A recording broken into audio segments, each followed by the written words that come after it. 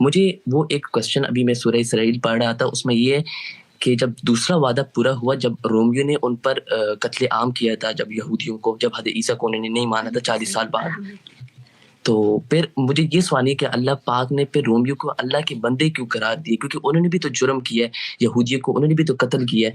تو کائنڈلی اس کی وضاحت کیجیے. جی، پوری کائنات خدا کا کنبہ ہے، اور پوری کائنات کے اندر جو لوگ موجود ہیں وہ خدا ہی کے بندے ہیں.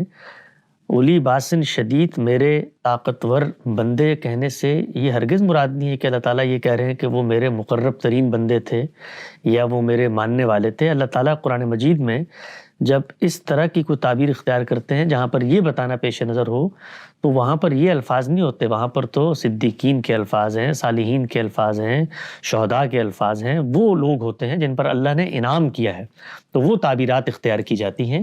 یہاں پر تو کہنا یہ مراد ہے کہ یہ جو تم پر معاملہ ہوا تھا، شاید تم بظاہر سمجھو کہ یہ تو ایک قوم نے دوسری قوم پر حملہ کر دیا ہے، لیکن اصل میں کائنات کا نظم و نسق اور تدابیر امور میرے ہاتھ میں ہے.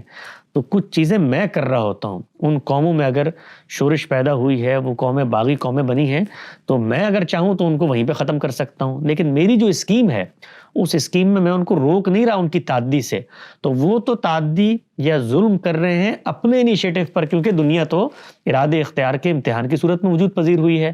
لیکن اس کائنات کے اوپر میں بیٹھا ہوا ہوں، تو میں اگر چاہتا، یعنی اگر خدا تعالیٰ چاہتے، رومی حملہ آور ہو رہے تھے تو وہاں پر کوئی طوفان لے آتے تو رومی حملہ آور نہ ہو سکتے.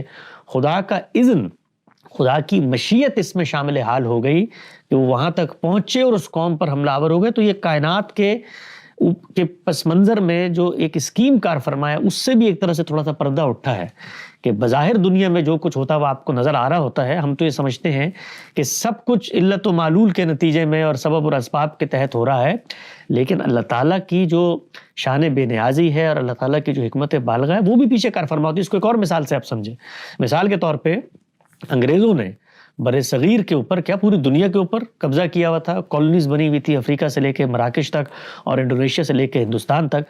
ہر جگہ پر انگریز جو ہے وہ حکومت کر رہے تھے. دنیا کے نظم و نسق کو انہوں نے سنبھالا تھا. برطانیہ عظمیٰ کا سورج کہتے ہیں غروب نہیں ہوتا تھا، یعنی اتنی بڑی سلطنت تھی کہ اگر ہندوستان میں سورج غروب ہوتا ہے تو کے طور پہ آسٹریلیا میں نکل رہا ہوتا تھا یا کینیڈا میں نکل رہا ہوتا تھا.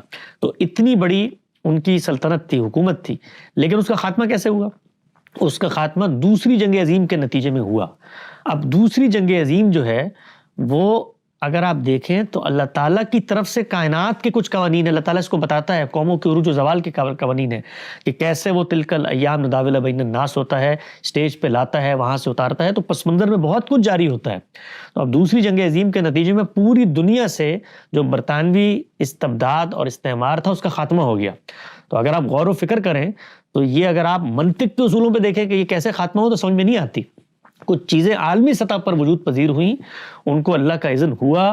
اللہ تعالیٰ یہ چاہتے تھے کہ دنیا سے اس دور کا خاتمہ ہو، تو پھر اس دور کا خاتمہ ہوا. تو بہت سارے ایسے اسباب ہوتے ہیں، عوامل ہوتے ہیں جو من جانب اللہ ہوتے ہیں، لیکن اللہ کی جانب سے ہونے کا یہ مطلب نہیں ہے کہ وہ انصاف پر بھی مبنی ہوتے ہیں. اللہ تعالیٰ ان کو انیشیٹ نہیں کرتا، بلکہ اللہ تعالیٰ وہاں پر ایک شخص تعدی کر رہا ہے، اس تعدی پر اللہ کی مہلت کے نتیجے میں ایک دوسری قوم جو کہ کسی عذاب کی مستحق ہو جاتی ہے، اس کے اوپر وہ ظلم کا اطلاق ہو جاتا ہے.